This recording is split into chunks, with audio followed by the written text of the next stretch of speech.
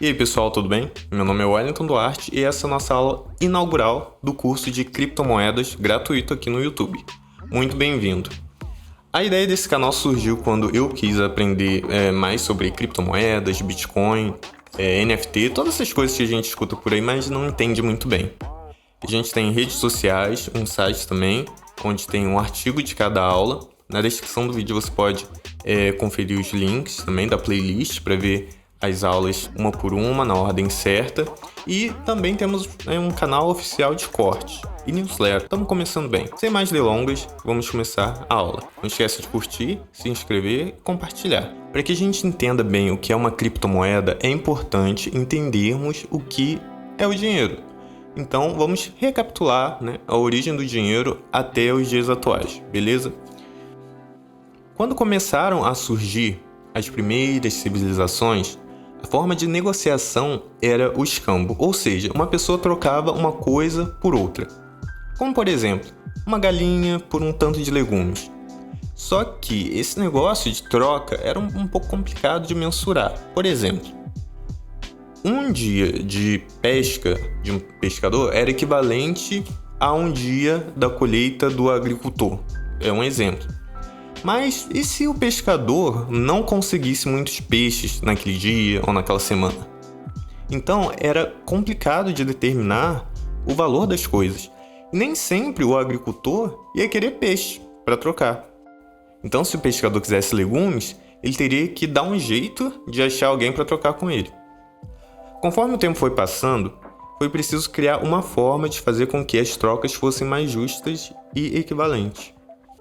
Sabe-se que há mais ou menos 3.000 anos antes de Cristo, lá na antiga Mesopotâmia, usavam grãos de cevada como meio de troca. Na Suméria, usavam anéis fabricados a partir de conchas. Não era qualquer concha não, que se encontra aí na areia do mar. Eram conchas mais raras, difíceis de serem encontradas.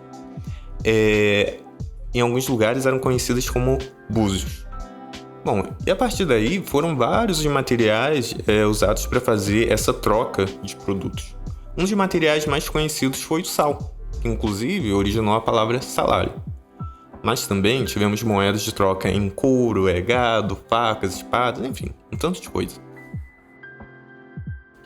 Bom, para lá no século VII a.C., onde hoje é a Turquia, eles faziam uma mistura de prata e ouro chamada de elétron. E davam lá umas pancadas nela com um tipo de martelo lá da época, indicando seu valor. Essa marcação foi muito importante porque antes disso as moedas eram pesadas numa balança lá que eles tinham e para saber o quanto que tinha ali de ouro ou prata, para saber o valor correto. Então, essa marcação foi uma forma mais prática de ter o valor da informação já impresso, gravado ali na moeda. Então foram fazendo moedas, enfim, vários tipos de moedas em metais, como ouro, prata, cobre. Então quanto menos de um metal eles tinham numa região, mais valorizado ele era.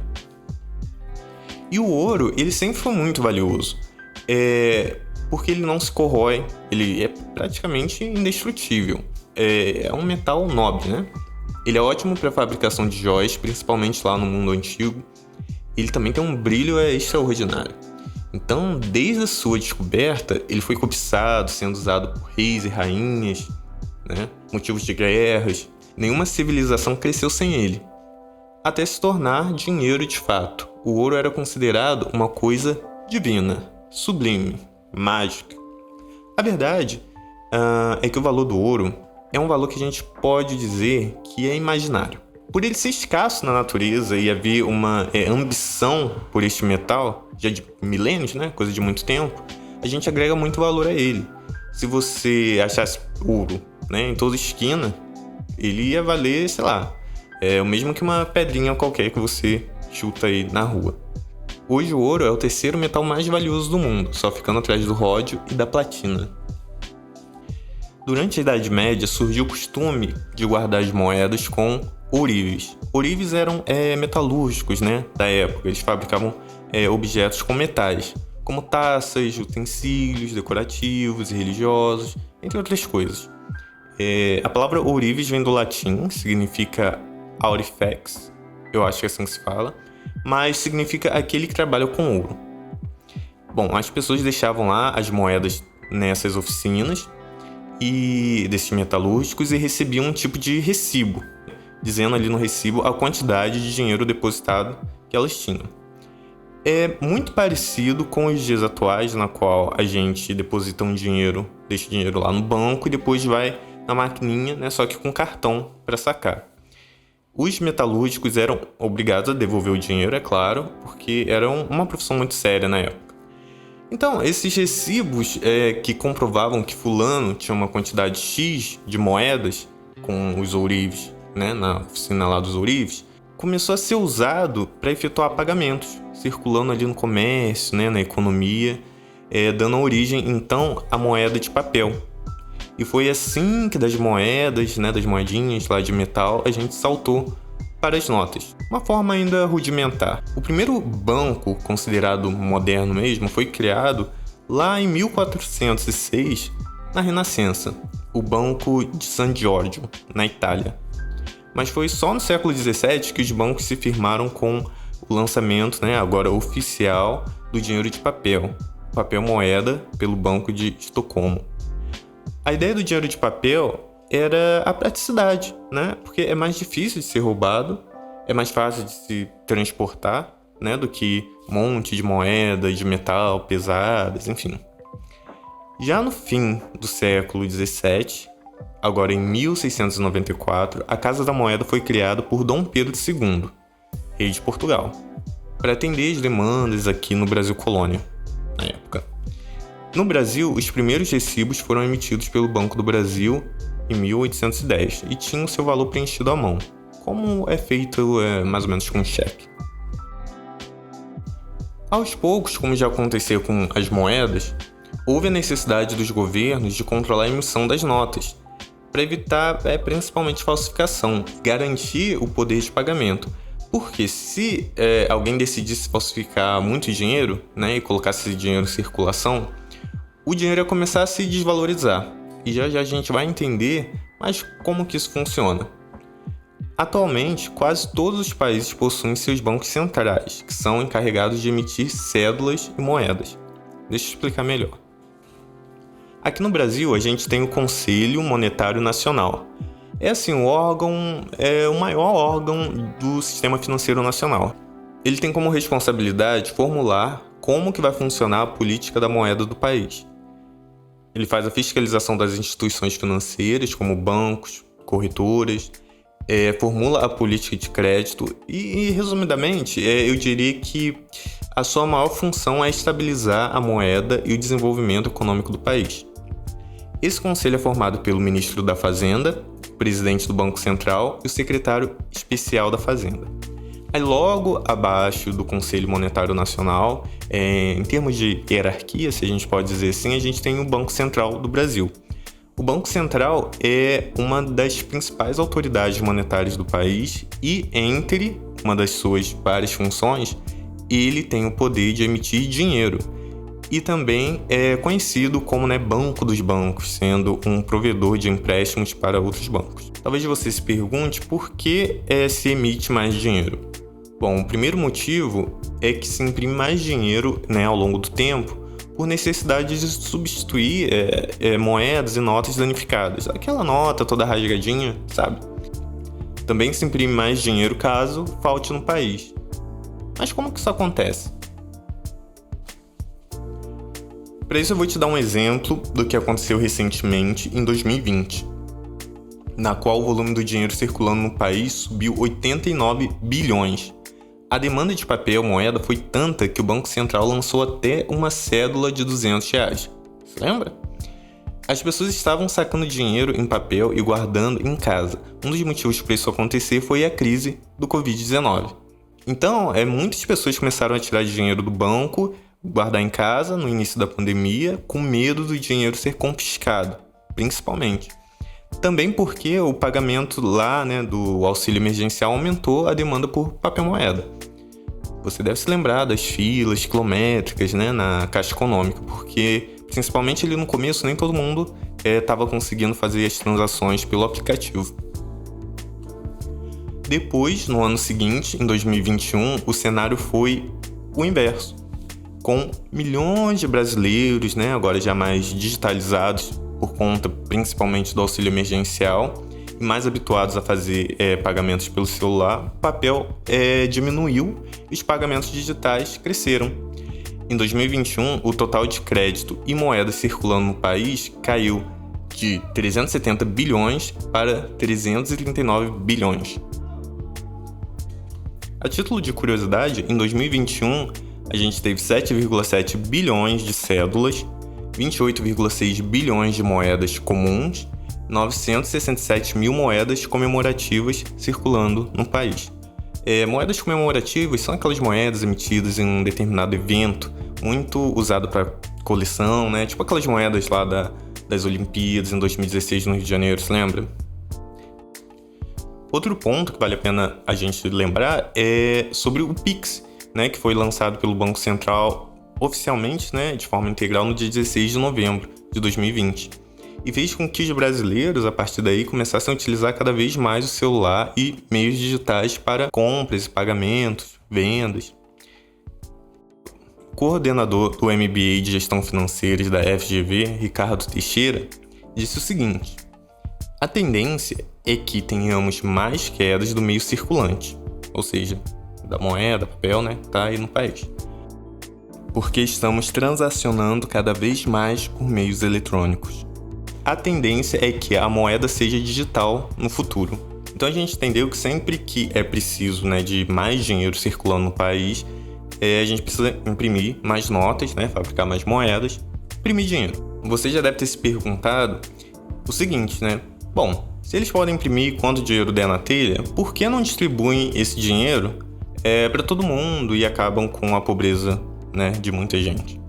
O problema é que isso vai gerar uma coisa chamada inflação, que é o seguinte: o dinheiro que a gente usa no dia a dia é uma representação de valor, né? Afinal de contas, você não pode matar sua fome comendo uma nota de R$20. Mas com essa nota de R$20 você consegue comprar algo para comer. Com uma de 100 você consegue comprar mais coisa e assim por diante. Mas o que faz que essas notas e moedas que a gente usa tenha um valor de fato? Na economia existe uma coisa chamada lastro. O lastro é como se fosse uma garantia, né? A garantia que aquele dinheirinho lá que você tem X valor. Então, isso quer dizer que o país precisa ter bens para imprimir essas notas. Então, a garantia antigamente, né, ou o lastro do real, era determinado pela quantidade de ouro que o país tinha, assim como em vários outros países.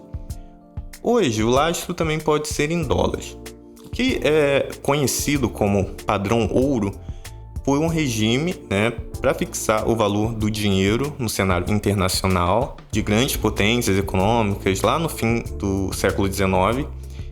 Nesse sentido, cada país firmou o compromisso de fixar o valor da sua moeda diante de uma quantidade lá de ouro definida. Em agosto de 1971, chegou o fim desse padrão ouro. Bom, em nossa economia, o dinheiro é lastreado nos bens que a gente tem no país. Na verdade, esse pessoal da economia, né, cada hora fala uma coisa sobre essa questão de lastro do real. Que uma hora ele é baseado nos bens do país, outra hora na confiança que a gente tem no Banco Central, outra hora no ouro, no dólar, azar. O importante é que você entenda o conceito de lastro para entender melhor sobre a inflação. Bom, se o governo quiser imprimir mais dinheiro, ele precisa aumentar mais o seu lastro, ou seja, os bens dentro aqui do país. Isso acontece, por exemplo, quando a gente descobre uma nova fonte de produção de renda, como uma reserva de petróleo, né, bem grande, ou qualquer outra coisa que sirva como garantia e agregue valor à nossa economia. E aí, se o governo começar a imprimir muito dinheiro e sair distribuindo para todo mundo, isso ia aumentar o poder de compra das pessoas. Parece uma coisa boa, né? Mas calma aí. Então imagina loja de carro. Vamos falar de loja de carro. O governo deu dinheiro para todo mundo, então as lojas estão cheias, todo mundo querendo comprar um carro, até 2. Né? Os supermercados, cheio, todo mundo fazendo compra. O brasileiro agora tá fazendo compra até 2 vezes no mês. Né? Nada de pouca miséria. Isso parece algo bom, né? Todo mundo prosperando, mas é aí que o circo começa a pegar fogo. Porque, num primeiro momento, isso iria aquecer a economia, né? O dinheiro ia estar circulando na mão de todo mundo, mas logo depois, os donos dessas concessionárias, eles iam perceber que tem muita gente comprando carro. Então, eles iam pensar, bom, se está todo mundo querendo, né, um carrinho, eu vou aumentar o preço. Porque eu sei que todo mundo está com dinheiro, então eles vão pagar, né? E isso gera a tal da inflação. A palavra inflação significa inflar, aumentar de tamanho, dilatar. Ou seja, os preços inflaram, aumentaram. Afinal, se está todo mundo comprando um ou até 2 carros, vai chegar uma hora que não vai ter carro para todo mundo, né? As montadoras não vão dar conta da demanda. E aí, se as lojas de carros começam a ficar cada vez com menos carros para vender, porque está todo mundo comprando e ao mesmo tempo, então cada vez mais as pessoas vão precisar de mais dinheiro para comprar o mesmo carro. Uma coisa importante de se saber é que, para ser considerado inflação, preços de vários produtos e serviços precisam aumentar simultaneamente. Mas aqui vamos continuar com o exemplo do carro. Então aquele carrinho lá de 30 mil e pouco, em alguns meses, em poucos meses, ele vai para 50 mil. E aí as pessoas começam a perceber uma coisa estranha, né? Que o valor do dinheiro delas diminuiu. Afinal, em janeiro estava todo mundo de carro novo. E agora em setembro, né, não está dando nem mais para comprar as rodas. Então, por mais que as pessoas tenham muitas notas, né, muito dinheiro, esse dinheiro já não está valendo tanto. E com o seu dinheiro, né, valendo menos, você precisa de mais e mais notas para comprar as mesmas coisas. E como já vimos nessa aula, tudo que é escasso vale mais. Então o preço sobe, gera inflação e o dinheiro perde o valor muito rápido. Então é preciso que a inflação seja controlada, porque assim as pessoas vão continuar consumindo de forma moderada, obedecendo a lei da oferta e demanda, e ao mesmo tempo elas vão produzir riquezas. Alguma das formas de se controlar a inflação é diminuir os gastos públicos, aumentar impostos e juros. Num curto prazo, essas decisões ajudam a conter a demanda por bens e serviços, e uma demanda mais baixa faz com que os preços subam mais devagar sem ter estes picos, né? E por esse motivo, um país não pode tentar contornar uma crise colocando mais dinheiro em circulação. Se isso acontece, o mercado tende a aumentar o preço das mercadorias, gerando inflação. Acho que deu para entender agora, né? Esses conceitos básicos de como o dinheiro surgiu e os nossos principais problemas com ele, como a inflação, são importantes de saber para a gente entender onde a gente está, né? O nosso momento atual e para onde a gente está indo, principalmente em relação às criptomoedas e qual a necessidade delas. O Banco Central estuda a criação de uma moeda digital no Brasil. No dia 9 de março, de 2022, o Banco Central selecionou 9 projetos para estudo sobre o real digital. Um dos motivos para essa decisão foi a implementação do Pix. Hoje, na maioria dos lugares, aqui no Brasil, a gente pode comprar, pode pagar tudo com Pix e enviar, receber dinheiro de forma muito rápida. As vantagens em se usar uma moeda digital, eu vou explicar melhor no próximo vídeo, na qual a gente vai conversar sobre a história da criptografia, é uma aula muito bacana, e os problemas de termos órgãos centralizados, como bancos e governos, que influenciam muito o valor do nosso dinheiro. Nessa aula, a gente aprendeu um pouquinho sobre a origem do dinheiro e a sua personalização ao longo do tempo. Também aprendemos sobre um dos principais problemas na administração pública do dinheiro, a inflação. Estamos caminhando para o futuro, a moeda digital. Falta pouco para chegarmos ao Bitcoin. Então, se inscreva no canal, comente, me ajuda a crescer, para eu continuar fazendo esses vídeos. Muito obrigado e até a próxima aula.